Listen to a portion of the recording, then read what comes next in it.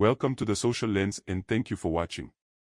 In a significant political maneuver, the MK party announced its intention of joining the opposition under the Progressive Caucus banner. This announcement marks a pivotal moment in South Africa's political landscape, as it signifies the first time a progressive formation, such as the MK party, alongside its Progressive Caucus partners, will serve as the official opposition. The Progressive Caucus is a coalition of several political parties, including the Economic Freedom Fighters, EFF, United Democratic Movement, UDM, AlJama-ah, United Africans Transformation, UAT, African Transformation Movement, ATM, and the Pan-AfricanistCongress of Azania, PAC. The primary objective of this caucus is to challenge the Government of National Unity, GNU, and, if necessary, join forces to form a collective opposition. The formation of the Progressive Caucus represents a unified front among diverse parties with the common goal of addressing the political and socio-economic issues facing South Africa. The spokesperson for the MK party emphasized the significance of this formation during a media briefing. He stated, "It is also the first time that a progressive formation such as the MK party alongside its Progressive Caucus partners will be the official opposition." He further highlighted the dual strategy of the Progressive Caucus, which is to engage in parliamentary struggle while also mobilizing civil society in a broader, patriotic front to advocate for the return of land and the dignity of African people. Despite the promising start, the Progressive Caucus faced immediate challenges.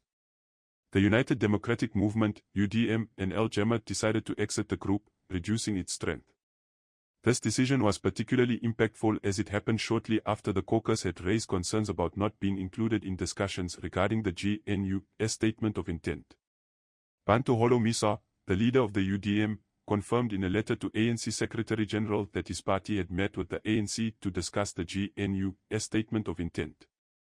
Holomisa articulated the UDM stance, acknowledging that there was a growing consensus that no party would win an outright majority in the 2024 elections.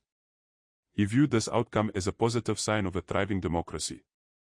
Holomisa proposed the formation of a technical committee to scrutinize all participating parties' manifestos to formulate a unified policy framework. This proposal, while forward-thinking, also indicated the UDM's readiness to collaborate with the GNU, leading to their exit from the Progressive Caucus. The departure of the UDM and AlJama-ah left the Progressive Caucus in a precarious position. Initially formed to challenge the ANC and DA's ideological compatibility and to prevent the dominance of these parties in the GNU, the caucus now faced the reality of insufficient numbers to offer a viable alternative government. The remaining members, EFF, ATM, and UAT, had a combined seat total of only 42, far from the majority needed to challenge the GNU effectively. The political landscape shifted further when the ANC confirmed that 10 parties, including the UDM and AlJama-ah, had joined the GNU. This coalition, securing over 70% of the vote in the 2024 elections, presented a strong mandate to govern. The ANC statement of intent outlined the foundational principles for this multi-party government, emphasizing broad representativity and collaboration to build a united, non-racial, non-sexist, democratic, and prosperous South Africa. Despite these setbacks, the Progressive Caucus maintained its commitment to being an effective opposition. Vuyo Zungula, the president of ATM, reiterated that his party would not join the GNU, emphasizing the need for a strong opposition to hold the ANC, DA, and Freedom Front Plus, FF Plus, accountable. Zungula criticized the GNU, suggesting that joining it would mean endorsing corruption and secret deals, particularly regarding the Phala farm debacle involving President Cyril Ramaphosa. Zungula's stance underscored the caucus's resolve to remain a formidable opposition force.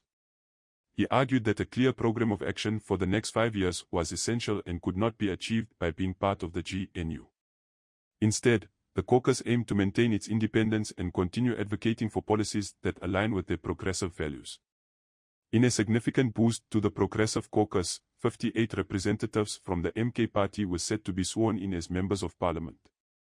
This development was seen as a revitalization of the caucus, which had been weakened by the departure of several key members. The inclusion of the MK party brought a new dynamic to the caucus, promising to strengthen its voice in parliament. The MK party and EFF could still be effective as the official opposition, provided they developed a clear program of action. The ANC, on its part, remained open to collaboration with parties outside the GNU. Clause 24 of the GNU Statement of Intent allowed for continued communication with these parties to explore ways to build a united South Africa. This inclusive approach was designed to ensure broad participation in the governance process and to address the concerns of all political stakeholders. As the political landscape continued to evolve, President Cyril Ramaphosa was expected to announce his new cabinet. This announcement was anticipated with great interest, as it would set the tone for the GNU's governance approach and potentially address some of the criticisms raised by the opposition. The road ahead will require strategic planning, clear policy articulation, and effective mobilization of support. As South Africa navigates this complex political terrain, the Progressive Caucus has the potential to play a pivotal role in shaping the country's future, advocating for social justice, and holding the government accountable. The coming months and years will be critical in determining the impact of these political realignments on South Africa's governance and its path towards a more inclusive and equitable society.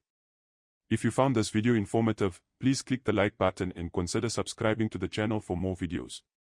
Until next time.